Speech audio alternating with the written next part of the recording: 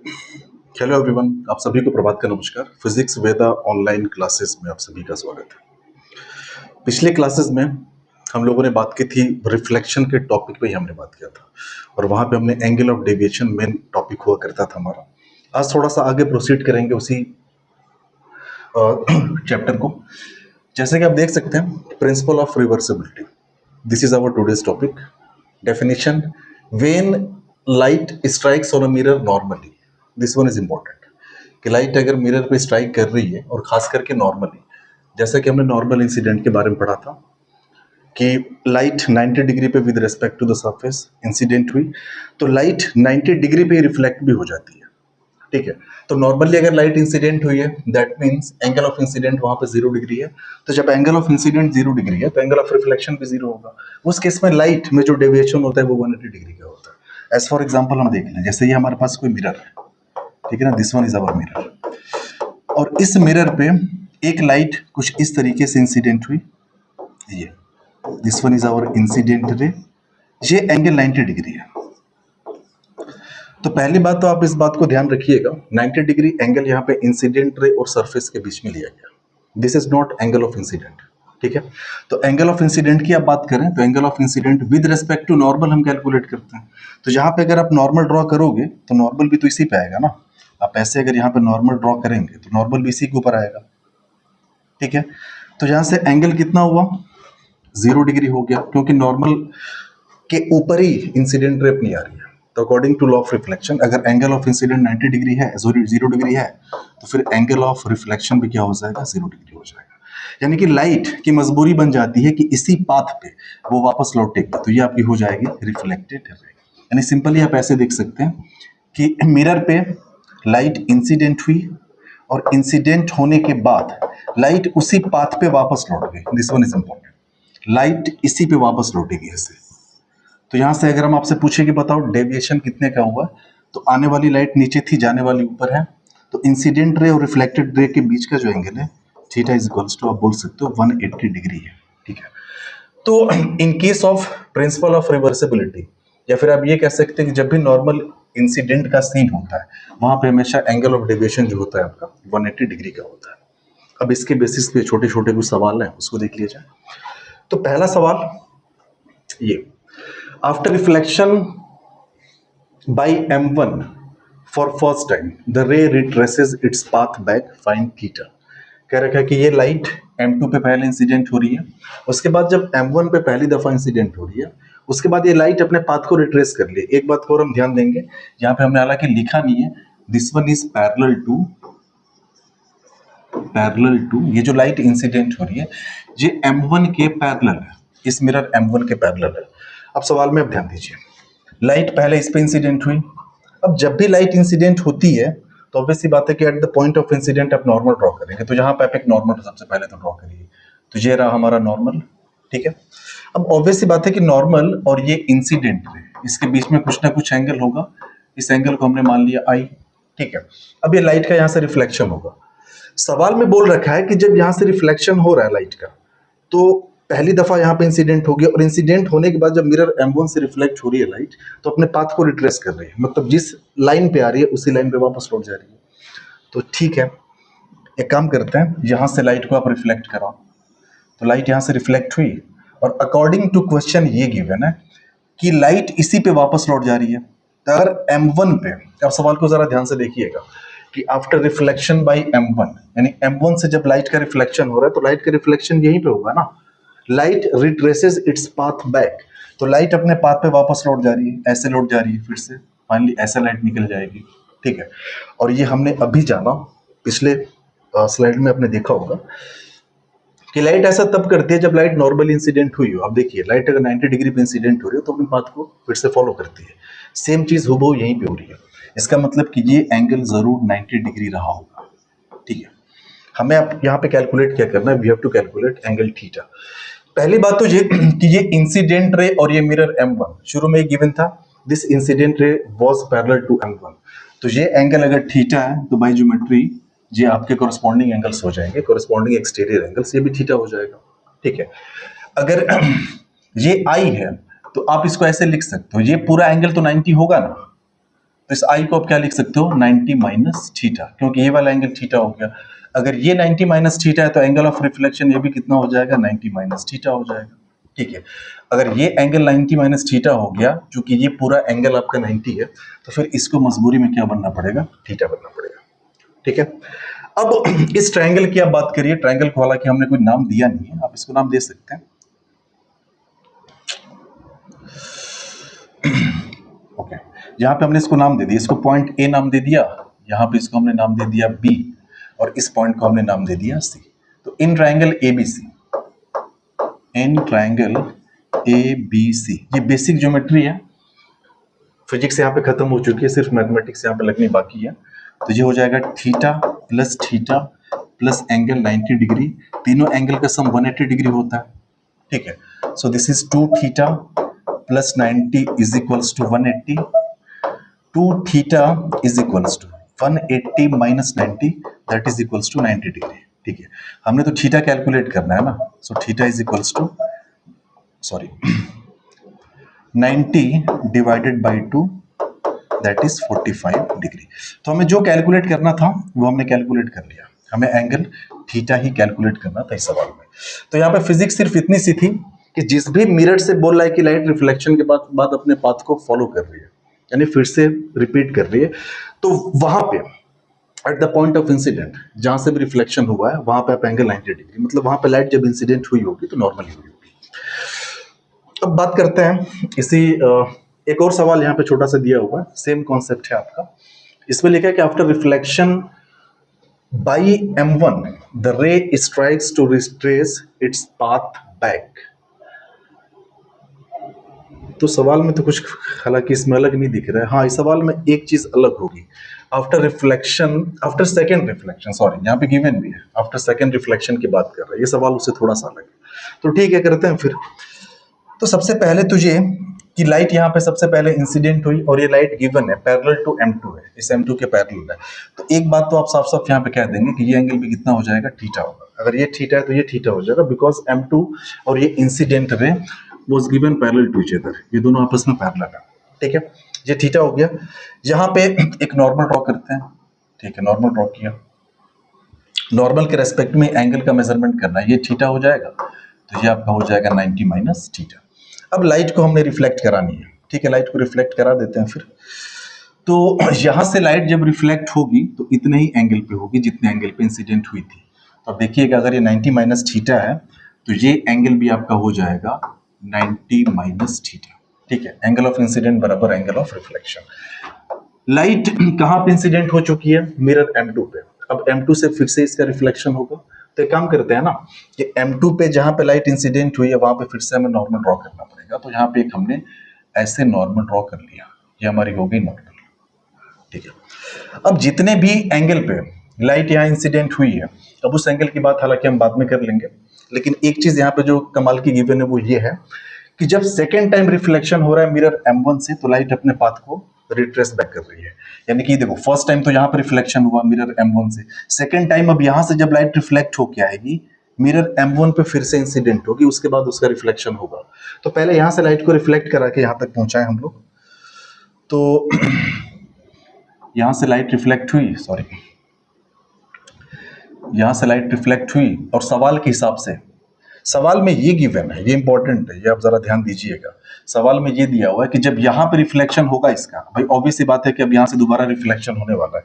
First time reflection M1 से यहाँ पे हुआ था, सेकंड टाइम यहाँ पे होने वाला है, लेकिन गिवन है कि जब सेकंड टाइम रिफ्लेक्शन हो रहा है तो लाइट अपने पाथ पे वापस चली जा रही है। यहाँ पे लाइट वापस जाने वाली है अपने पाथ पे, रिफ्लेक्टेड रे। तो ऑब्वियस सी बात है, जाएगी ऐसे, ऐसे जाएगी और फिर फाइनली क्या हो जाएगी, ऐसे निकल जाएगी। तो ये एंगल तो 90 डिग्री हो गया। ठीक है, ये एंगल 90, ये थीटा, तो इसके बारे में आप क्या कह सकते हो, तीनों का सम तो भाई 180 होना चाहिए ना। इसको हम अगर अल्फा मान लें तो alpha plus theta plus 90 is equals to 180 degree. तो अल्फा इज इक्वल्स टू हो जाएगा 180 माइनस 90 माइनस थीटा। ठीक है, so this is equals to 90 minus theta. ये अल्फा की वैल्यू होगी 90 माइनस थीटा, तो ये हमने निकाल लिया। अच्छा, ये पूरा एंगल तो 90 है ना, ये यहां से आता है, क्योंकि डॉटेड लाइन जो आपको दिख रही है एक्चुअल में नॉर्मल है। तो ये पता चल गया, तो इसको भी हम पता कर सकते हैं। ये वाला एंगल इस वाले एंगल की अगर हम बात करें तो ठीक है, इस वाले एंगल को आप लिख सकते हैं अगर लिखने का मन है तो इसको कुछ भी नाम दे दो आप, इसको बीटा नाम दे देते हैं, ये बीटा, तो ये भी आपका बीटा हो जाएगा। तो बीटा इक्वल्स टू कितना हो जाएगा, beta is equals to 90 minus, ये चूंकि पूरा 90 है तो 90 में से अल्फा आप माइनस कर दो, तो 90 minus alpha, so this is 90 minus alpha की वैल्यू आपके सामने गिवन है 90 माइनस थीटा, तो 90 90 कट गया, so beta is equals to आ गया आपका थीटा के बराबर। ठीक है, तो ये एंगल एक्चुअल में आपका है थीटा, ये भी है थीटा। हमें कैलकुलेट करना क्या था, हमें जहां पे कैलकुलेट करना है फाइंड थीटा, थीटा ही कैलकुलेट करना है, तो सवाल में आई थिंक कुछ बचा नहीं।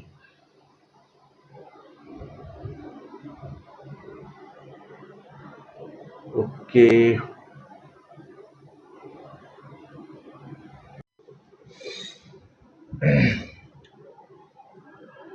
अच्छा यहाँ पे एक्चुअल में हम लोग इस वाले ट्रायंगल को लेके करने की कोशिश कर रहे हैं, इस पे थोड़ा ध्यान नहीं दें, तो हम लोग इस ट्रायंगल को थोड़ा फोकस करें। जैसे मान लो हमने नाम दे दिया, इस पॉइंट को ए नाम दे दें, सॉरी इस पॉइंट को हमने ए नाम दे दिया, इसको नाम देते हैं बी, इसको नाम दे देते हैं सी। ठीक है, ये एंगल बीटा बराबर थीटा हम ऑलरेडी कैलकुलेट कर चुके हैं, ये भी थीटा, तो ओवरऑल ये जो पूरा एंगल है वो हो गया 2 थीटा।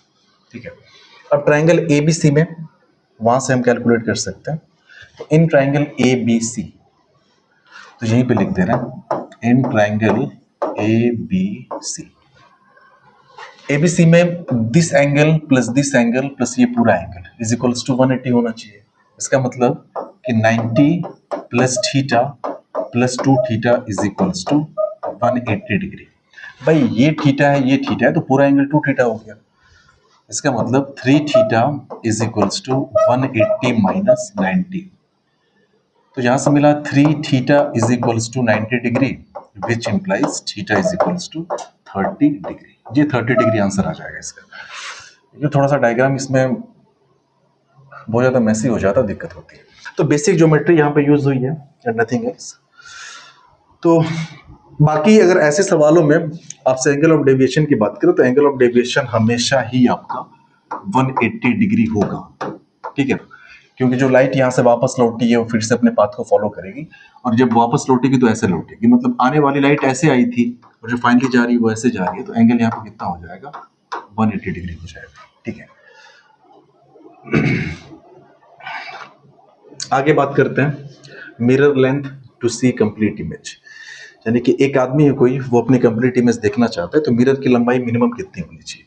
आपके सामने एक मिरर यहाँ पे दिया हुआ है, this one is a mirror, और इसके सामने मान लेते हैं कोई आदमी है, और आदमी को रैंडमली हम बना रहे हैं। ठीक है, ये आदमी हमने बना दिया।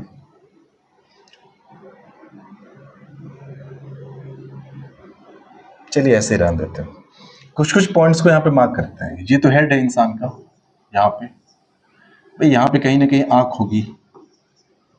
ठीक है, ये उसका पैर है। अब इसी डायग्राम को हम सिंपल सिंबॉलिक फॉर्म में बनाना चाहते हैं, तो सिंपल यहाँ पे आदमी ना दिखा के एक रैंडम यहाँ पे दिखा है, जैसे ये, और तिरछा हो गया। हमें दिखा रखा है ये कोई आदमी है। ठीक है, और इसमें कुछ कुछ चीजें हैं जो यहाँ पे मेंशन कर रहे हैं। ये उसका हेड है, यहाँ पे कुछ उसकी आंख होगी, आंख थोड़ा नीचे दिखा देते हैं, डायग्राम में ही है। ये उसका पैर होगा, फुट होगा। ठीक है, अब एक बात तो क्लियर है कि ये वाली डायमेंशन जितनी होगी, हम पूरा रे डायग्राम यहाँ पे बनाने नहीं जा रहे हैं, इतने ही डिस्टेंस पे, एक्स डिस्टेंस पे यहाँ पे कहीं इसका इमेज बनने वाला है। तो काम करते हैं, इमेज पहले हम बना ही देते हैं। तो यहाँ पे इमेज उसका होगा, तो ये हो गया आपका इमेज, ये आदमी की इमेज है। ठीक है, ये आदमी की इमेज होगी। उसके बाद इसको डॉटेड कर देते हैं यहाँ से।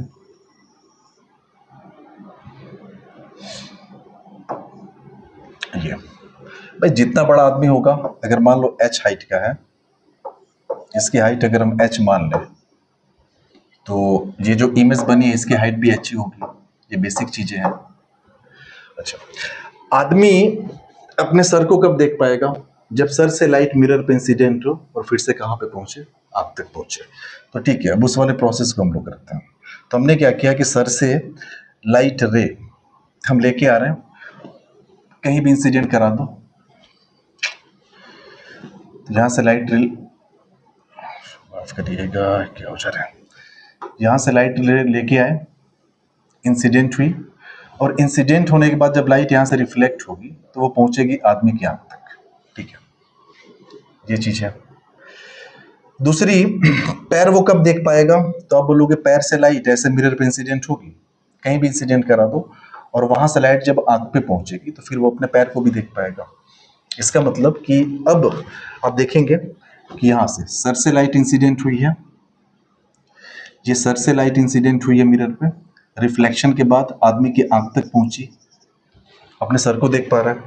पैर से लाइट ऐसे इंसिडेंट हुई, आदमी की आंख तक पहुंची तो अपने पैर को देख पा रहा है, मतलब आदमी अपने कंप्लीट इमेज को देख पा रहा है। और उस केस में कितना मिरर यूज हुआ है, मिरर का कितना हिस्सा यूज हुआ है, तो आप अगर ध्यान से देखो तो आप साफ साफ बता दोगे। देखिए, आप बोलोगे यार कि यहाँ पे साफ साफ दिख रहा है कि ये वाला जो पोर्शन है ना, सॉरी, ये वाला जो पोर्शन आपको दिख रहा है यहाँ से यहाँ तक, मिरर का यही वाला हिस्सा यूज हुआ है और इतने हिस्से यूज होने से ये अपने कंप्लीट इमेज को देख पा रहा है। अब सारा खेल यहाँ पे ज्योमेट्री का है, ज्योमेट्री यूज करते हैं हम लोग। तो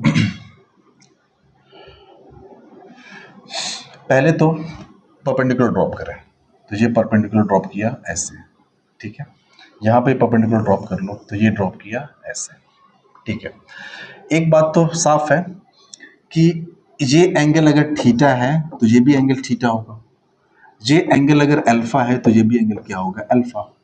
इसका कहने का मतलब ये हुआ साफ साफ कि यहां से यहां तक ये जो आपकी डायमेंशन है ना, इसको अगर x माने तो ये डायमेंशन भी कितनी हो जाएगी? x हो जाएगी। और यहाँ पे अगर इस वाली डायमेंशन को y मान लें तो ये वाली इतनी जो डायमेंशन है ये भी क्या हो जाएगी? y हो जाएगी। ठीक है, अब आप जरा ध्यान से समझिएगा। एक नॉर्मल यहां से भी डालता, थोड़ा सा डायग्राम को बड़ा कर रहा है, ओके, ये नॉर्मल ड्रॉ कर दिया और यहां से। अब जरा ध्यान दीजिए, ये तो y है इतना, इसका मतलब ये भी y हो जाएगा। ये आपका हो गया y, यहां से लेकर यहां तक हो गया y, ठीक है। ये तो x है, इसका मतलब ये हिस्सा भी आपका कितना हो गया? x हो गया, ठीक है। तो एक चीज यहाँ पे आप साफ साफ देख सकते हैं ज्योमेट्री में कि जो आदमी की लेंथ है, यानी हाइट ऑफ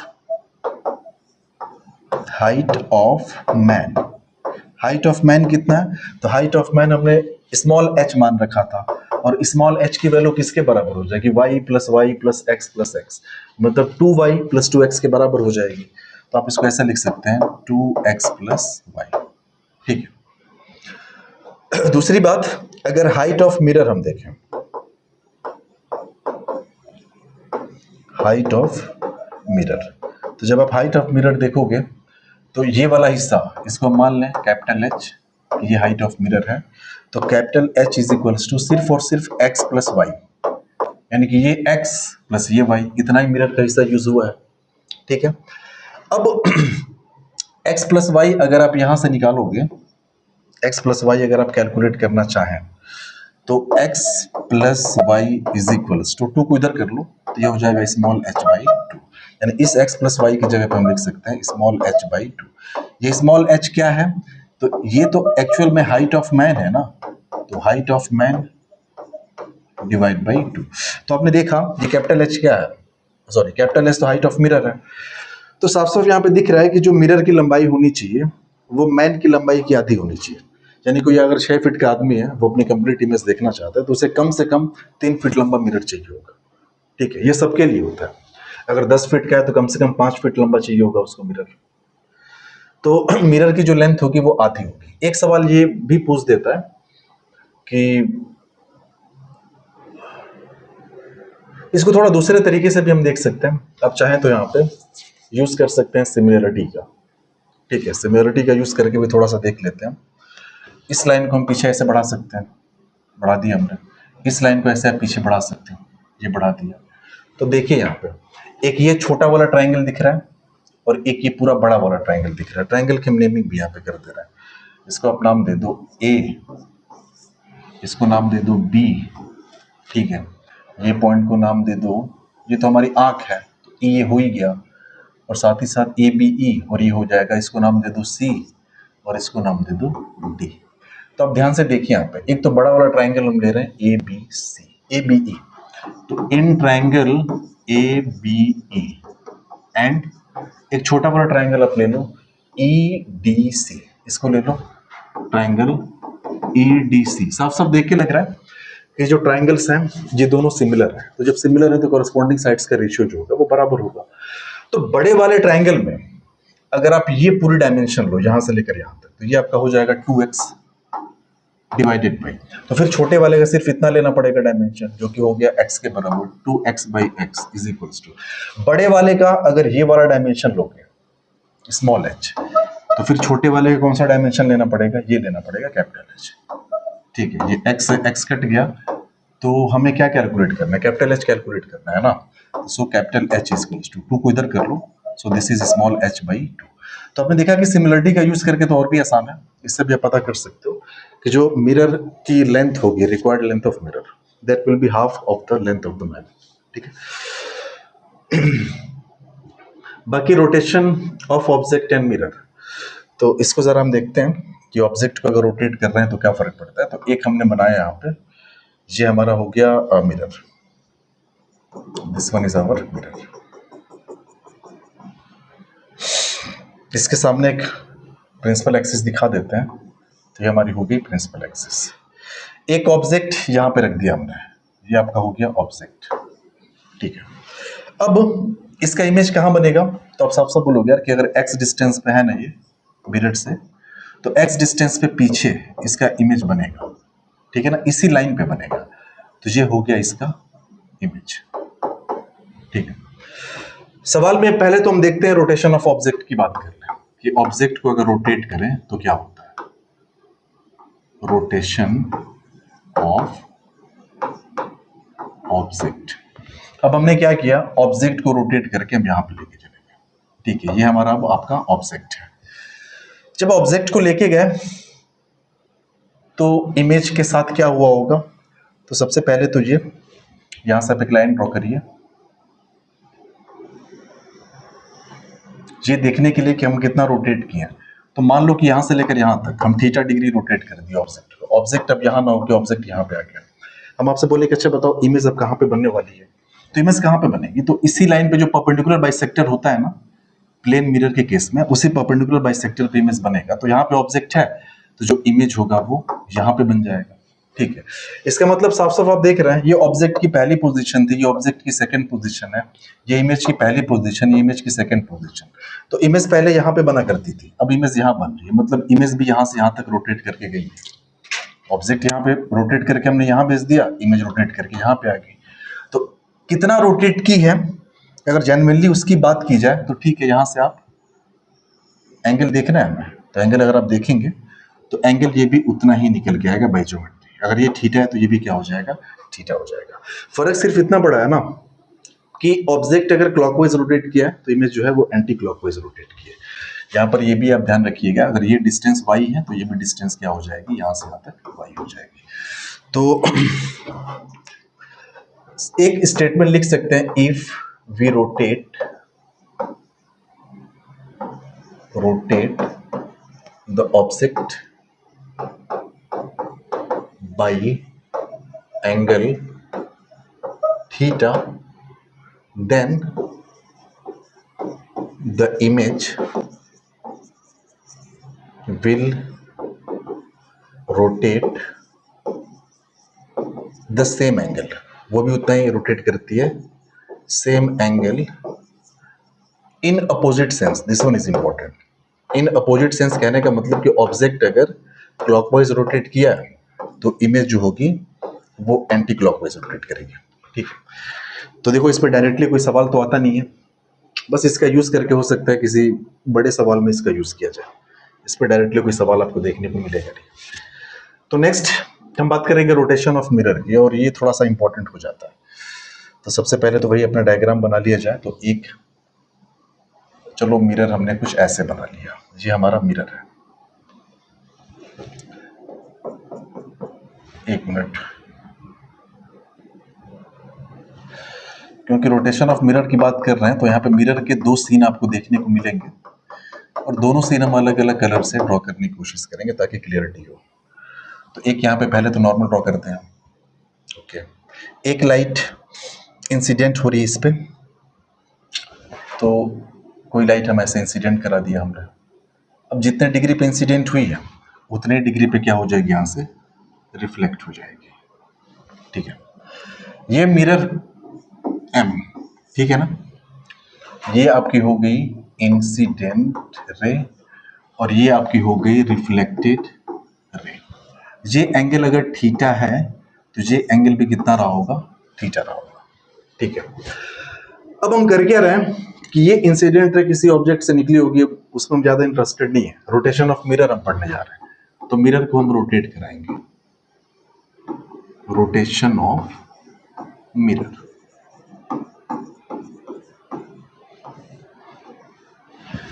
तो हमने क्या किया कि मिरर को रोटेट किया, इस मिरर को पकड़े ऐसे और ऐसे थोड़ा सा घुमा दिया। तो जब मिरर को रोटेट कर रहे हैं तो वो वाला जो सीन है वो हम आपको अलग कलर के पेन से पूरा दिखा रहे हैं ताकि क्लियरिटी हो। तो चलिए, अब मिरर की पोजीशन कुछ ऐसी है, ये हमारा नई पोजीशन है मिरर की, यानी मिरर को हम यहाँ से यहाँ तक रोटेट कर दिए। कितना एंगल रोटेट किए, तो चलो मान लेते हैं कि एंगल हमने ले लिया अल्फा, ले लिया, क्या फर्क पड़ता है। ठीक है, तो ये हमारा ये मिरर है, हमारा मिरर की नई पोजीशन है। तो ये एंगल अल्फा है, तो इधर से ये भी एंगल अल्फा होगा। अच्छा एक बात बताओ, जब मिरर रोटेट करेगा तो सिर्फ और सिर्फ मिरर रोटेट नहीं करेगा, जैसे कोई चीज है नहीं आपको दिखाने के लिए, जैसे ये परपेंडिकुलर है ना, ये नॉर्मल भी मिरर के साथ रोटेट करेगा। तो जो नॉर्मल ये पहले हुआ करता था, ये तो आपका नॉर्मल था, ये पहले हुआ करता था जब हम इस येलो वाली पोजीशन की बात कर रहे थे, मिरर के फर्स्ट पोजीशन की बात कर रहे थे। M1 मतलब ये फर्स्ट पोजीशन ऑफ मिरर है, उस समय नॉर्मल ये हुआ करता था। अब ये भाई नॉर्मल भी तो रोटेट कर गया होगा ना मिरर के साथ साथ, तो नॉर्मल कितना रोटेट करेगा, तो नॉर्मल भी उतना ही रोटेट करेगा जितना मिरर। तो अगर ये अल्फा रोटेट किया है तो नॉर्मल भी अल्फा रोटेट कर जाएगा। तो ठीक है, नॉर्मल अब ड्रॉ कर रहे हैं, तो नॉर्मल भी कुछ ऐसे अब ये हो जाएगी, ये आपके नॉर्मल की नेक्स्ट पोजीशन है, ये आपकी नॉर्मल, ये फर्स्ट बोल दें या सेकंड बोल दें। ठीक है, अब जरा ध्यान दीजिएगा, अब सारा का सारा कैलकुलेशन ना नए वाले पोजीशन के रेस्पेक्ट में हमें करनी है। ये मिरर की जो पोजीशन नंबर 2 है इसके रेस्पेक्ट में करनी है। अब येलो वाला हिस्से को भूल जाइए, वो पहले हुआ करता था। ठीक है, अब इंसिडेंट रे जो इंसिडेंट हुई है, सॉरी ये नॉर्मल में कितना रोटेट किया, अल्फा अगर रोटेशन हुआ है तो नॉर्मल में भी रोटेशन कितना हो जाएगा, अल्फा का ही होगा। ये थोड़ा सा कॉम्प्लिकेटेड होने वाला है, इसमें ज्योमेट्री थोड़ा सा ध्यान देंगे तब जाके हम इसको कर पाएंगे। अच्छा, ये जो इंसिडेंट रे है, हम आपसे बोलें कि अब बताओ जो एंगल ऑफ इंसिडेंट है वो कितना है। अब बोलो यार कि एंगल ऑफ इंसिडेंट हमें कैलकुलेट करना है, तो अब देख लो कि नॉर्मल के साथ एंगल क्या है। तो नॉर्मल की हमारी अब ये वाली पोजीशन है ना, और ये हमारी इंसिडेंट है, तो ये वाला जो एंगल यहां से यहां तक दिख रहा है ना, ये हमारी हो गई एंगल ऑफ इंसिडेंट। ठीक है, तो एंगल ऑफ इंसिडेंट अगर आप लिखना चाहो तो I इज इक्वल्स टू कितना लिखेंगे आप, अब देख लीजिए, ये थीटा हुआ करता था प्लस ये अल्फा और रोटेट कर गया, तो ये हो गया थीटा प्लस अल्फा। ठीक है, अब थीटा प्लस अल्फा पे अगर लाइट इंसिडेंट हुई है मिरर की सेकंड पोजीशन में, तो भाई लाइट जब रिफ्लेक्ट होगी तो उतने ही एंगल पर रिफ्लेक्ट होगी। तो जब सेकंड पोजीशन आप देखेंगे ना रिफ्लेक्टेड रे की, तो ये तो इंसिडेंट हो गया और ये हमने ऐसे, ये हमने यहाँ पे ऐसे रिफ्लेक्ट कराया। ये तो ये जो आपको रिफ्लेक्टेड रे दिख रही है, ये रिफ्लेक्टेड रे हमारी सेकंड वाली पोजीशन के हिसाब से है। ये फर्स्ट हुआ करता था, ये रिफ्लेक्टेड रे जो है ये सेकंड है। ठीक है, तो एंगल ऑफ रिफ्लेक्शन कितना होगा, एंगल ऑफ रिफ्लेक्शन वही होगा यहां से लेकर यहां तक, ये जो एंगल आपको दिख रहा है, एंगल ऑफ रिफ्लेक्शन कितना होगा, तो एंगल ऑफ इंसिडेंट के बराबर। एंगल ऑफ इंसिडेंट ये है, इस पूरे एंगल को आप मान लो r, तो r कितना हो जाएगा, तो r भी उतना ही होगा ना, थीटा प्लस अल्फा। देखो एक्चुअल में हमें कैलकुलेट करना क्या है, हमें ये कैलकुलेट करना है कि मिरर को तो हमने रोटेट किया अल्फा एंगल, तो अल्फा एंगल जब मिरर रोटेट हुई तो हमारा जो रिफ्लेक्टेड रे है वो कितना रोटेट हुई है, तो रिफ्लेक्टेड रे कितना रोटेट हुई है, यही वाला तो रोटेशन हुआ है रिफ्लेक्टेड रे के अंदर।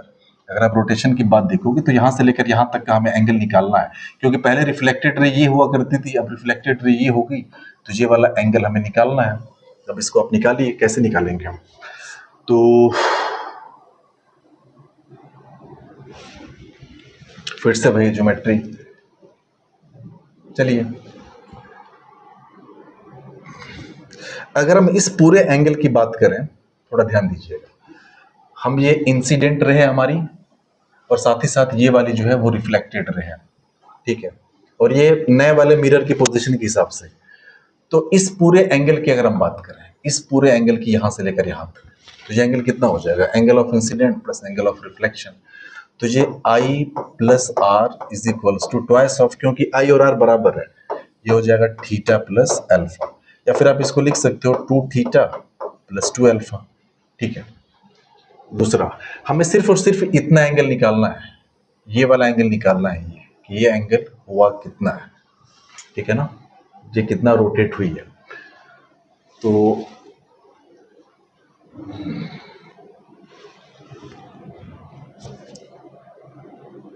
इसको कुछ नाम दे देते हैं, लेट अस सपोज इसको हमने बोल दिया बीटा, इसको हमने बीटा नाम दे दिया, ठीक है। तो यहां से लेकर यहां तक का एंगल तो हमें पता है,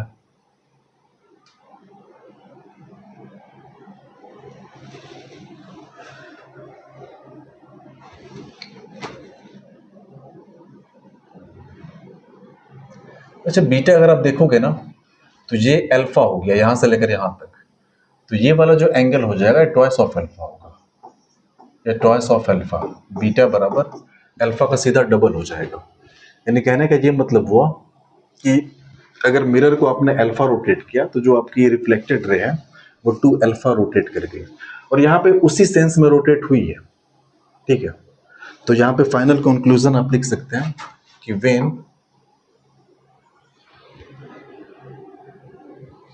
we rotate mirror by an angle alpha, then reflected ray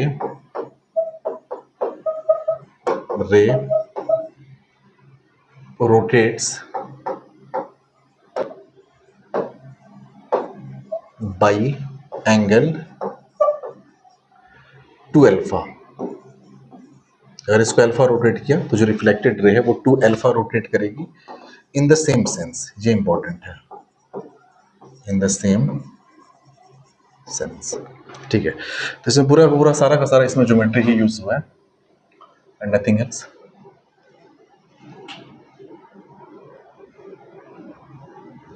इसको दूसरे तरीके से भी हम देख सकते थे। अब देखिए थोड़ा सा कंफ्यूजन एंगल को लेके होता है ज्योमेट्री में स्टूडेंट्स को, उसको थोड़ा सा हम क्लियर कर देते हैं, थोड़ा सा इसको पहले तो बड़ा बना लें। देखिए हमें कैलकुलेट कौन सा एंगल करना है, हमें कैलकुलेट एक्चुअल में बीटा करना है, ठीक है, ये वाला एंगल करना है। ये अल्फा है, ये आपका है थीटा, और यहां से यहां तक हमारा है अल्फा, तो इस पूरे थीटा में से ये घटाएं तो हमें ये वाला एंगल मिल जाएगा, ठीक है। तो ये वाला जो एंगल है हमारा, ये हो जाएगा थीटा माइनस अल्फा, ठीक है। यानी ये वाला एंगल हम पता कर लिए थीटा माइनस अल्फा। हमें तो सिर्फ इतना एंगल चाहिए ना, यहां से लेकर यहां तक, क्योंकि रिफ्लेक्टेड रे इतना ही रोटेट की है। अब सिर्फ ये एंगल की बात करना है, तो ये तो पूरा यहां से यहां तक आर हो गया, तो आर में से ये घटा दो, इसको आप कर सकते हैं। तो हमारा बीटा इज इक्वल्स टू हो जाएगा आर माइनस, आर मतलब पूरे एंगल में से ये वाला एंगल घटा दो, और ये वाला एंगल हो जाएगा थीटा माइनस अल्फा, तो इसको हमने लिख दिया थीटा माइनस अल्फा। अब आर की वैल्यू यहाँ पे हम लोगों ने देखी थी, R equals to theta plus alpha है, तो इसको थीटा प्लस अल्फा यहाँ पे लिख देते हैं, R equals to theta plus alpha, ये माइनस थीटा प्लस अल्फा हो जाएगा, थीटा थीटा कैंसिल आउट हो गया, तो ये आपका हो जाएगा twice of alpha, beta is equals to, ठीक है। तो इस तरह से आप इस चीज़ को थोड़ा समझ सकते हैं। और दूसरी चीज़ ये कि भाई रिफ्लेक्टेड रे अगर रोटेट हुई है तो इमेज भी रोटेट हुई होगी, अगर इमेज वगैरह का फॉर्मेशन हो रहा है तो उसको अगर समझना है तो हम ऐसे देख सकते हैं कि एक हमने ऐसे मिरर ड्रॉ किया, ठीक है, ऐसे हमने बना दिया प्रिंसिपल एक्सिस को ही, ये हमारी हो गई मिरर। कोई ऑब्जेक्ट यहाँ पे है, ये हो गया हमारा ऑब्जेक्ट। तो जब ऑब्जेक्ट यहाँ पे है तो इमेज कहीं यहाँ बन रहा होगा, ये हो गया हमारा इमेज। अब हम क्या किए, इस मिरर को रोटेट कर दिए, इस मिरर को रोटेट करके यहाँ पे लेके चले आए। तो सेकेंड पोजीशन ऑफ मिरर, उसको हम जरा देख लेते हैं। तो ये हमारी हो गई मिरर की अगली पोजीशन, ये कुछ हो गई, ठीक है। ये हो गई हमारी मिरर की नेक्स्ट पोजीशन। ये फर्स्ट पोजीशन थी मिरर की, ये सेकंड पोजीशन थी मिरर की। अब हमें ये ध्यान देना है भाई इमेज अब कहाँ बनेगा। तो सबसे पहले तो वही सीन, ये मिरर है, ये नॉर्मल है, तो मिरर रोटेट करेगा तो नॉर्मल भी रोटेट करेगा, तो नॉर्मल को भी हम रोटेट करवा ही देते हैं। तो ये हमारा कहीं नॉर्मल ऐसे चला जाएगा, ये नॉर्मल भी रोटेट करेगा मिरर के साथ साथ। तो कहने का ये मतलब है कि अगर मिरर को आपने अल्फा एंगल रोटेट किया है तो ये नॉर्मल जो पहले इसके ऊपर हुआ करता था वो भी कितना रोटेट कर गया होगा, अल्फा एंगल रोटेट कर गया होगा। अगर हम इमेज की नए पोजीशन की बात करें तो अब ये हमारी है मिरर की नई पोजीशन, तो इसी के रेस्पेक्ट में इमेज बनेगा। तो ये आप देखिए, ये परपेंडिकुलर डिस्टेंस जितनी होगी ना, इसी लाइन पे परपेंडिकुलर डिस्टेंस वाली लाइन पे कहीं इमेज जो होगा वो यहाँ पे बनेगा। तो ये हमारी हो गई इमेज, ठीक है। तो सवाल ये है कि हमें समझना है कि ये इमेज कितना रोटेट की है। सवाल तो ये भी पूछ सकता है, ये फर्स्ट पोजीशन थी, ये सेकंड पोजीशन थी, कितना रोटेट कर सकता है। तो अब जरा ध्यान से आप समझिएगा, ये तो हमारी इंसिडेंट रे है जो ऑब्जेक्ट से जा रही है, ये मिरर पे इंसिडेंट हुई। अब ग्रीन वाले को फोकस करिए आप, ठीक है ना, क्योंकि येलो वाला बढ़ गया, क्योंकि सेकंड पोजीशन पे हम बात कर रहे हैं। तो यहाँ पे लाइट इंसिडेंट हुई है, तो नॉर्मल तो ये हो गया ना हमारा, ये ग्रीन वाले जब पोजीशन की बात करें तो ये मिरर और ये नॉर्मल। तो अल्फा अगर ऐसा है तो आप बोलोगे भैया साफ साफ इतने ही डिग्री पे लाइट यहाँ से रिफ्लेक्ट भी होगी, यहाँ से इतने ही डिग्री पे लाइट का क्या होगा, रिफ्लेक्शन भी होगा। तो ये अल्फा है तो ये भी क्या हो जाएगा, अल्फा हो जाएगा, ठीक है। और एक लाइट को आप डायरेक्टली ऐसे इंसिडेंट करा दीजिए तो ये लाइट इसी पे वापस लौट जाएगी, तो ये लाइट ऐसे चलेगी। तो आपको दो रिफ्लेक्टेड रे दिख रही है, ये और ये, दोनों को जब आप पीछे बढ़ाओगे ना तो ये दोनों के दोनों रिफ्लेक्टेड रे यहीं पे कट करेंगे, ये और ये। तो कहने का ये मतलब हुआ कि आप देखिए ये अल्फा, ये अल्फा, उसके हिसाब से अगर आप देखोगे तो ये अगर अल्फा है तो ये पूरा एंगल, ये अल्फा प्लस अल्फा, ये पूरा 2 अल्फा हो गया। तो फिर ये वाला भी पूरा एंगल कितना हो जाएगा, ट्वाइस ऑफ अल्फा हो जाएगा, वर्टिकली अपोजिट। तो कहने का मतलब ये कि अगर mirror alpha degree clockwise rotate की है, यानी कि मिरर में रोटेशन हमने कितने का किया, मिरर में अल्फा क्लॉकवाइज रोटेशन किया, तो अब देखिए इमेज जो है वो कितना रोटेट कर गई, 2 अल्फा रोटेट कर गई। जो इमेज होगा ये 2 अल्फा रोटेट करेगी, और सेम सेंस में हुई है, क्लॉकवाइज ये भी हुई है। तो देखिए पहली बात तो है कि बोर्ड वोर्ड के लिए ये सब सवाल नहीं पूछे जाते, ये सब सवालों का यूज करके थोड़े से टफ न्यूमेरिकल्स बनाए जाते हैं और बाकी कुछ नहीं है। तो अब तक जो भी हमने पढ़ा उसमें सिर्फ फिजिक्स इतनी थी कि एंगल ऑफ इंसिडेंट बराबर एंगल ऑफ रिफ्लेक्शन, बाकी सब कुछ ज्योमेट्री थी। अगर ज्योमेट्री का यूज करना आपको सही से आ रहा है, एंगल कैलकुलेट करना आ रहा है, तो आप इजिली इन सब सवालों को, एंगल ऑफ डेविएशंस कैलकुलेट करना, चाहे इसमें हमने देखा मिरर्स के बीच का एंगल, ये सब कैलकुलेट करना, सारा कुछ आप इजीली कैलकुलेट कर सकते हैं। तो आज के लिए बस इतना ही। नेक्स्ट लेक्चर में हम लोग बात करेंगे कुछ इमेज फॉर्मेशंस वगैरह के बारे में। आई होप आपको समझ में आया होगा। Thank you, have a good day.